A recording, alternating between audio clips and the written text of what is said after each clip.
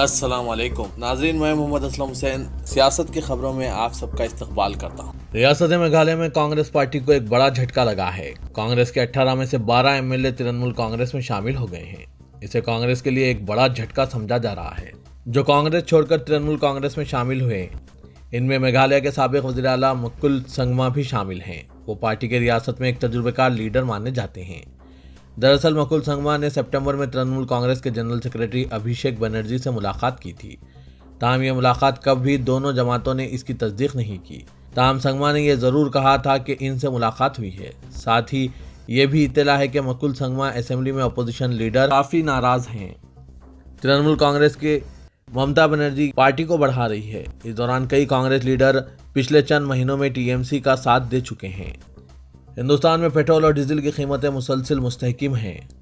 جمعرات 25 نومبر 2021 کو ملک میں لگاتار 21واں دن ہے جب ایندھن کے تیل کی قیمتوں میں کوئی اضافہ نہیں کیا گیا ہے۔ دوسری جانب چارشنبے کو بین الاقوامی مارکیٹ میں کمی دیکھی گئی۔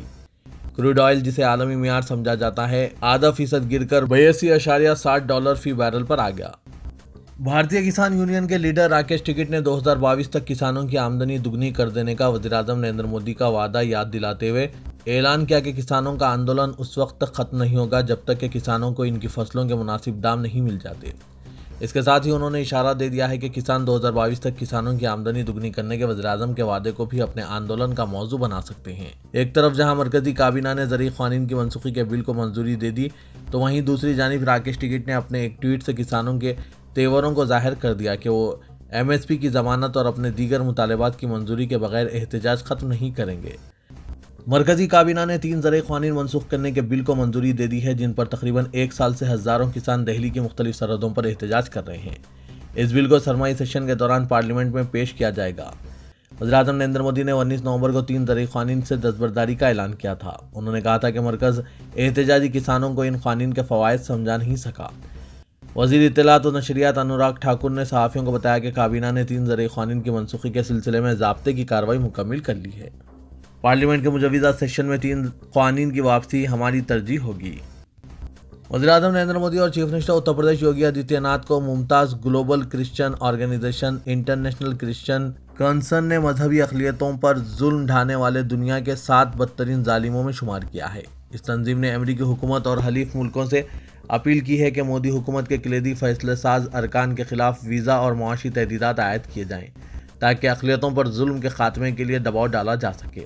اس فہرست میں شامل دیگر عالمی قائدین چینی صدر شی جن پنگ، ترک صدر رجب طیب ایردوان، ایرانی صدر ابراہیم رئیسی، نائجیریائی لیڈر ناصر الرفاعی اور شمالی Korea dictator Kim Jong Un ہیں۔ ہندوستان کے علاوہ دیگر ممالک نائجیریا، چین، میانمار، ترکی اور پاکستان کو نامزد کیا گیا ہے، جہاں اس تنظیم کا دعویٰ ہے کہ اقلیتوں پر مظالم ڈھائے جا رہے ہیں۔ All India Muslim Personal Law Board کے نائب صدر کی حیثیت سے انتخاب کے بعد مولانا ارشد مدنی نے کہا ہے کہ سماج کے تمام طبقات کو فرقہ واریت کے خلاف لڑنے متحد ہونا چاہیے اور تنہا مسلمان نفرت سے نہیں لڑ سکتے، جسے بالخصوص شمالی ہند میں چند عناصر پھیلا رہے ہیں۔ مولانا ارشد مدنی نے کہا کہ جنوبی ہند کے مقابل شمال میں ماحول کو تیزی سے بگاڑا جا رہا ہے۔ انہوں نے حکومتوں کے طرز عمل پر سوال اٹھایا جو تعصب و تنگ نظری کے ساتھ کام کر رہے ہیں۔ جنوبی ہند کے مقابل شمال میں فرقہ واریت اور نفرت کے کھیل کی وضاحت کرتے ہوئے مولانا ارشد مدنی نے کہا کہ اس کی بڑی وجہ سیاسی مفادات ہے۔ اشتعال انگیزی اور مذہبی جذبات کو ٹھیس پہنچانے والے بیانات دیے جاتے ہیں تاکہ سماجی سطح پر فرقوں کی زمرہ بندی کر دی جائے، جس سے اکثریتی برادری کو اقلیت سے مکمل طور پر الگ کرتے ہوئے ناپاک منصوبوں پر عمل کرنے میں مدد ملتی ہے۔ PDP صدر محبوبہ مفتی نے مرکز سے کہا ہے کہ اگر وہ چاہتا ہے کہ کشمیر اس کے ساتھ رہیں تو آرٹیکل 370 بحال کریں اور کشمیر مسئلہ حل کریں۔ انہوں نے کہا کہ عوام ہماری شناخت اور عزت واپس چاہتے ہیں اور وہ بھی سود کے ساتھ۔ بانہال کے گاؤں نیل میں ایک ریلی سے خطاب کرتے ہوئے محبوبہ مفتی نے کہا کہ جموں کشمیر کے عوام نے مہاتما گاندھی کے ہندوستان کے ساتھ اپنی قسمت وابستہ کی تھی، جس نے ہمیں آرٹیکل 370، ہمارا دستور اور پرچم دیا۔ ہم نتھو رام گوڈسے کے ہندوستان کے ساتھ نہیں رہ سکتے۔ محبوبہ نے عوام سے کہا کہ وہ متحد رہیں اور خصوصی موقف کی بحالی کی لڑائی میں ان کا ساتھ دیں۔ مکیش امبانی اب ہندوستان اور ایشیا کے سب سے امیر آدمی نہیں رہے۔ 6 سال تک مکیش امبانی کو یہ مقام حاصل رہا ہے، لیکن اب گوتم اڈانی نے ان سے یہ جگہ چھین لی ہے۔ بلومبرگ نے یہ بات بتائی۔ اس رپورٹ کے مطابق امبانی کی دولت $91 ملین ہے، لیکن حال ہی میں شیئر مارکیٹ میں اتار چڑھاؤ کے بعد اڈانی کی دولت اس سے زیادہ ہو گئی ہے۔ مغربی بنگال کی وزیر اعلیٰ ممتا بنرجی نے وزیر اعظم نریندر مودی سے ملاقات کی اور ریاست میں BSF کے دائرہ اختیار کا مسئلہ اٹھایا اور اس کے دائرے میں توسیع واپس لینے کا مطالبہ کیا۔ انہوں نے مودی سے یہ بھی کہا کہ ملک کے وفاقی ڈھانچے کو کسی بھی طرح متاثر نہیں کرنا چاہیے۔ میٹنگ کے بعد میڈیا سے بات کرتے ہوئے ممتا بنرجی نے کہا کہ انہوں نے وزیر اعظم کو گلوبل بزنس سمٹ کے افتتاح کی دعوت دی جو اگلے سال مغربی بنگال میں منعقد ہونے والا ہے۔ ممتا بنرجی نے کہا کہ انہوں نے تریپورہ میں تشدد کا مسئلہ اٹھایا جس میں BJP کارکنوں نے TMC کارکنوں پر حملے کیے۔ اتر پردیش کے مجوزہ اسمبلی انتخابات کے بارے میں انہوں نے کہا کہ اگر سماجوادی پارٹی کے صدر اکھلیش یادو کو ہماری مدد کی ضرورت ہے تو ہم مدد کے لیے تیار ہیں۔ ممتا بنرجی نے یہ بھی وضاحت کی کہ انہوں نے وزیر اعظم کے علاوہ کسی دوسرے لیڈر سے ملاقات کے لیے وقت طلب نہیں کیا ہے۔ کئی سال قبل سابق چیف منسٹر بہار لالو پرساد یادو نے بہار کی سڑکوں کو ہیما مالنی کے گالوں کی طرح چکنی کر دینے کی بات کہی تھی۔ اب راجستھان کے وزیر راجندر گڑا نے بھی ایک وائرل ویڈیو میں ایسا ہی کچھ کہا ہے۔ انہوں نے ایک عہدیدار سے کہا کہ ان کے گاؤں کی سڑکیں کیٹرینہ کیف کے گالوں کی طرح اسموتھ ہو جانی چاہیے۔ ابتدا میں وزیر نے عہدیدار سے کہا کہ سڑکیں ہیما مالنی کے گالوں کی طرح اسموتھ تعمیر کی جانی چاہیے۔ بعد میں انہیں احساس ہوا کہ ہیما مالنی اب بوڑھی ہو چکی ہے۔ انہوں نے لوگوں سے پوچھا کہ ان دنوں کون سی اداکارہ کی ہوا چل رہی ہے۔ مجمع سے جواب آیا کیٹرینہ کیف، جس کے بعد وزیر نے کہا کہ ان کے علاقے میں سڑکیں کیٹرینہ کیف کے گالوں جیسی بنائی جائیں۔ راجندر سنگھ گڑا BSP چھوڑ کر کانگریس میں آئے ہیں۔ انہیں اتوار کے دن کابینہ کی توسیع میں مملکتی وزیر بنایا گیا۔ سابق کرکٹر اور بھارتیہ جنتا پارٹی رکن پارلیمنٹ گوتم گمبھیر نے دہلی پولیس میں شکایت درج کرائی ہے کہ انہیں اور ان کے ارکان خاندان کو اسلامک اسٹیٹ کشمیر کی طرف سے دھمکیاں ملی ہے۔ گوتم گمبھیر کے پرسنل سیکریٹری کی طرف سے درج کرائی گئی شکایت میں کہا گیا کہ رکن پارلیمنٹ گوتم گمبھیر کے سرکاری ID پر 23 نومبر کی رات 9:30 بجے ISIS کشمیر کا ای میل آیا۔ ای میل میں لکھا گیا کہ ہم تمہیں اور تمہاری فیملی کو مار ڈالیں گے۔ Deputy commissioner police Shweta Chauhan نے بتایا کہ تحقیقات جاری ہے۔ ممبئی پولیس نے مجلس کے صدر اسدالدین اویسی کی SUV کے ڈرائیور سے 200 روپے جرمانہ وصول کیا جس میں اویسی کو شولاپور شہر لایا گیا تھا۔ یہ گاڑی بغیر نمبر پلیٹ کے پائی گئی۔ پولیس کے مطابق یہ واقعہ منگل کو اس وقت پیش آیا جب اویسی جو تلنگانہ کے حیدرآباد لوک سبھا حلقے کی نمائندگی کرتے ہیں ایک تقریب کے سلسلے میں شولاپور میں موجود تھے۔ جس پولیس ملازم نے گاڑی کے خلاف کارروائی کی اسے بعد ازاں مقامی پولیس حکام نے 5,000 روپے کا نقد انعام دیا۔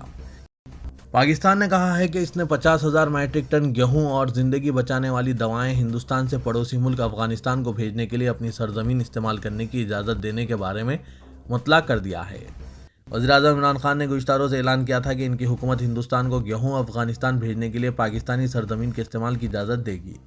اس منتقلی کے طریقہ کار کو خطیت دے دی گئی ہے۔ دفتر خارجہ نے ایک بیان میں کہا کہ اس سلسلے میں حکومت پاکستان کے فیصلے سے وزارت خارجہ میں ہندوستان کے ناظم الامور کو رسمی طور پر مطلع کر دیا گیا ہے۔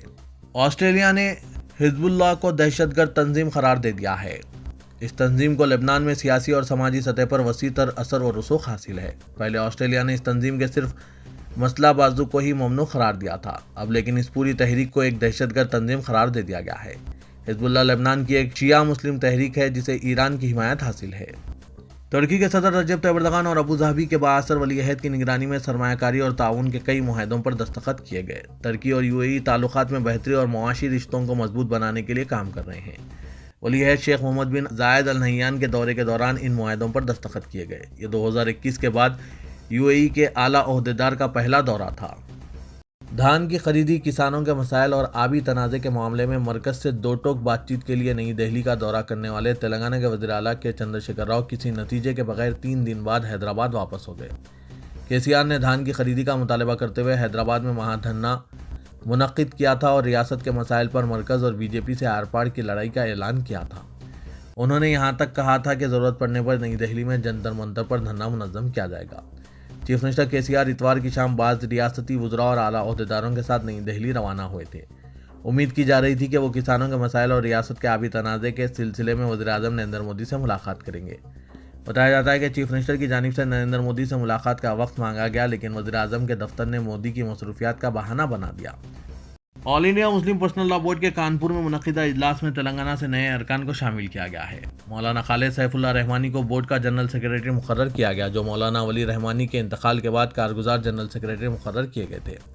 ڈاکٹر محمد متین الدین قادری کو رکن تاسیسی مقرر کیا گیا، جبکہ حیدرآباد سے 3 نئے ارکان میقاتی کے طور پر جناب محمد ضیاء الدین نیر صدر تعمیر ملت ڈاکٹر سید نثار حسین حیدر آغا اور محترمہ جلیسہ یاسمین ایڈوکیٹ کو منتخب کیا گیا۔ اجلاس کی صدارت حضرت مولانا سید محمد رابع حسین ندوی نے کی۔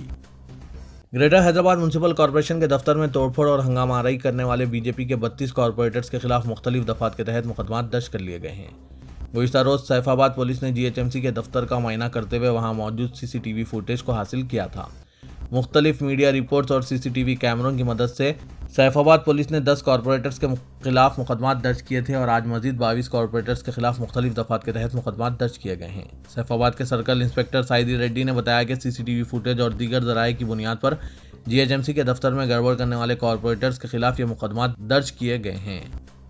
کارگزار صدر تلنگانہ راشٹر سمیتی وزیر بلدی نظم و نسق KT راما راؤ نے بھارتیہ جنتا پارٹی کے کارپوریٹرز کی جانب سے گریٹر حیدرآباد میونسپل کارپوریشن کے ہیڈ آفس میں توڑ پھوڑ کی مذمت کی ہے۔ ایک ٹویٹ میں وزیر بلدی نظم و نسق نے کہا کہ حیدرآباد میں BJP کے چند ٹھگوں اور غنڈوں نے GHMC کے آفس میں توڑ پھوڑ مچائی۔ انہوں نے اس واقعے کی سخت مذمت کی اور ریمارکس کیا کہ گوڈسے کے بھکتوں کو گاندھیائی طرز پر احتجاج کا مشورہ دینا مناسب نہیں رہے گا۔ انہوں نے سٹی پولیس کمشنر سے کہا کہ وہ اس واقعے میں ملوث افراد کے خلاف سخت قانونی کارروائی کریں۔ رکن پارلیمنٹ حیدرآباد اسدالدین اویسی نے تمام شہریوں بالخصوص شہر حیدرآباد کے عوام سے خواہش کی کہ وہ کورونا وائرس کے ٹیکوں کے سلسلے میں اپنے شکوک کو ختم کرتے ہوئے فوری طور پر ٹیکہ لیں۔ کووڈ کا وبائی دور ابھی ختم نہیں ہوا ہے۔ اپنے گھروں میں کووڈ کو داخل ہونے سے روکنے کے لیے ضروری ہے کہ تمام شہری ویکسین کے دونوں ڈوز حاصل کر لیں۔ اسدالدین اویسی نے آج پرانے شہر میں حلقہ اسمبلی یاقوت پورے کے سنتوش نگر ڈویژن کے خلندر نگر کے کمیونٹی ہال میں منعقدہ فری ٹیکہ اندازی کیمپ سے خطاب کرتے ہوئے ان خیالات کا اظہار کیا۔ اویسی نے کہا کہ کووڈ کو روکنے کے لیے ضروری ہے کہ ہم کووڈ کے دونوں ڈوز حاصل کریں۔ کوئی شیلڈ ہو یا کوئی ویکسین، ان میں کوئی بھی ویکسین اگر نہیں حاصل کرتے ہیں تو آپ اپنی جان کو ہلاکت میں ڈال رہے ہیں۔ اپنے گھروں میں ضعیف العمر افراد جیسے ماں باپ اور خواتین و بچوں کو مشکل میں ڈال رہے ہیں۔ اپنے محلے اور اطراف کے محلے جات میں تمام کو ویکسین کی فراہمی کو یقینی بنایا جائے ورنہ کووڈ آسانی سے شکار کر سکتا ہے۔ انہوں نے اس بات پر اطمینان کا اظہار کیا کہ ضلع حیدرآباد میں اب تک 25,60,000 افراد پہلا ڈوز حاصل کر چکے ہیں جبکہ 21,50,000 سے زائد شہری دوسرا ڈوز لے چکے ہیں۔ تلنگانہ حکومت کی جانب سے یادگار عمارتوں کی بحالی کے سلسلے کے تحت گچی بولی کی خوبصورتی کو دوبارہ بحال کر دیا گیا ہے۔